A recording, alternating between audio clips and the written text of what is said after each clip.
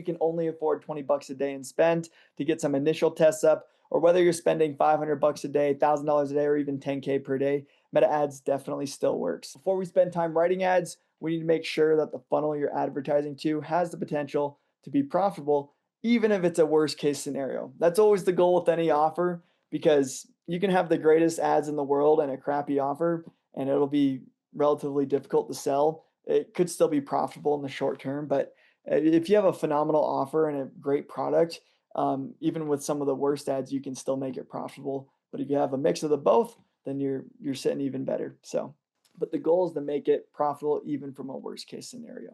That way we can find out if your funnel's economics even makes sense to start running ads.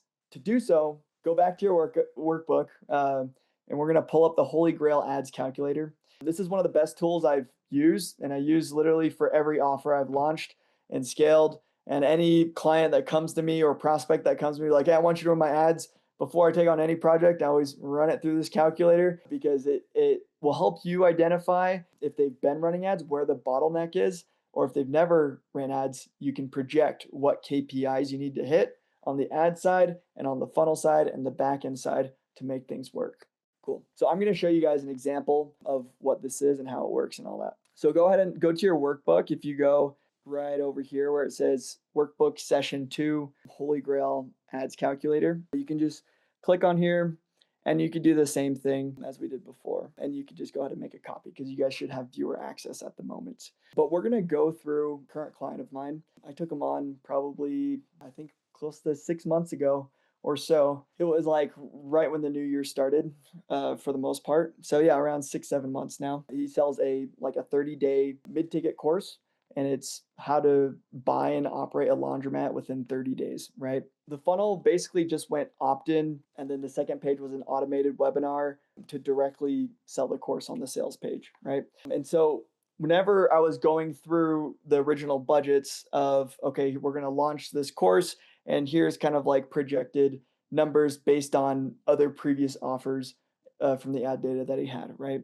And so let's say we were to spend $5,000 in an ad budget as far as like the first month goes.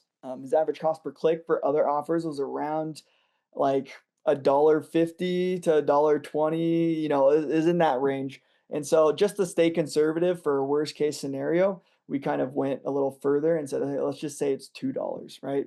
Let's project the cost per click is a little higher. And what that equates to is 2,500 website visitors or link clickers, essentially. And then the funnel, the first desired action was to opt in, right?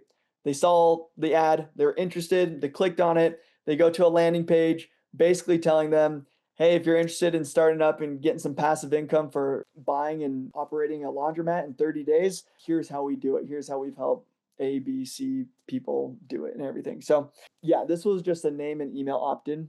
A low opt-in average percentage, like if you're only collecting name, email, or name, email, phone number, would it be around like a 20% rate, right? I've seen these as high as like 30, 40%, things like that, but just staying conservative here, worst case scenario.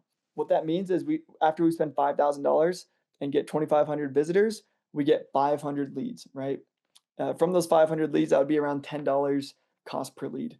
And the next desired action after is they have to watch the webinar, things like that, that directs them directly to a sales checkout page to purchase the course. And so 3% was kind of the sweet spot that they were shooting for. And so that's what we projected from a lower end for a $297 course, right? So if 3% of the leads that come through, and this is 3% of the leads, right? Information that you've collected, that would equate to 15 sales at $333 average cost per acquisition. Now, when we look down here, you'll notice that gross sales is like $4,400. The ad spend was $5,000, and the net profit was in the whole negative $500. Here's the return on ad spend. It was 0.89. Now, when you first look at it, it's like, okay, yeah, it's not super profitable and everything. We're just kind of seeing worst case scenario. How can we make it profitable for worst case scenario? Because we just kind of want to check our bases the most, right? Versus just slapping something out there. But like, what can we do to increase, average order value or whatever? And so I'm going to show you what we ended up adding on the back end, which was an order bump offer, right? If you don't know what an order bump offer is, it's an upsell right before you click checkout. It's kind of like a tick mark box. It's like, hey, do you want another product that's complementary to the current product that you're wanting. And so what we ended up doing with the same stats going throughout the funnel, he had access to all of these mini courses and other assets too. He's like, okay, what can we currently use that's complementary to your 30-day laundromat ownership mastery course?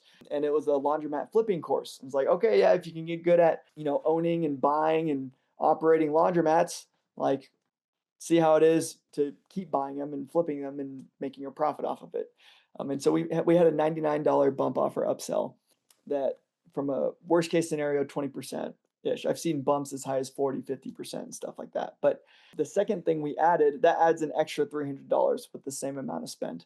And then the thing that pulled the biggest lever was the upsell number one, which was a done for you membership monthly recurring revenue offer. So this was like I wouldn't say a high ticket coaching program. It's more like mid ticket. It's $591 a month, right? So it's like a mid ticket coaching program where they charge monthly, that they were selling through this funnel as kind of like an upsell, almost like a second upsell, right? And so with this model, the same amount, that brings in an extra sale right there, and that's monthly recurring income, right? But now, instead of 0.89x return on ad spend, now we're at a 1.07x return on ad spend, right? So now we're kind of at that break-even point for the worst case scenario. After about like 3 months of testing and launching and getting creatives going, split testing headlines, things like that.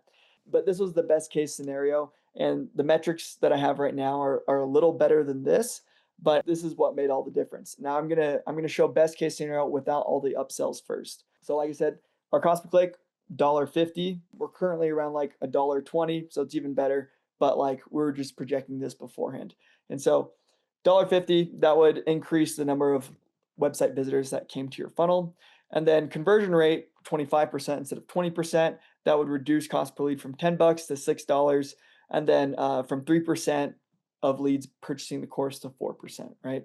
And right now we're currently at like a 4.3. But that would mean $151 cost per acquisition for a $297 purchase. And what that does, like, best case scenario, without the upsells, you're still chilling at like around a 2x return on ad spend, as in we spent $5,000, made back $9,800. And this is best case scenario with the upsells, and just to show the difference of what this can make or break for an offer, right? Same deal, same numbers here, but now we're just adding the order bump and we're adding the membership offer. The order bump did go from 20 to 30%.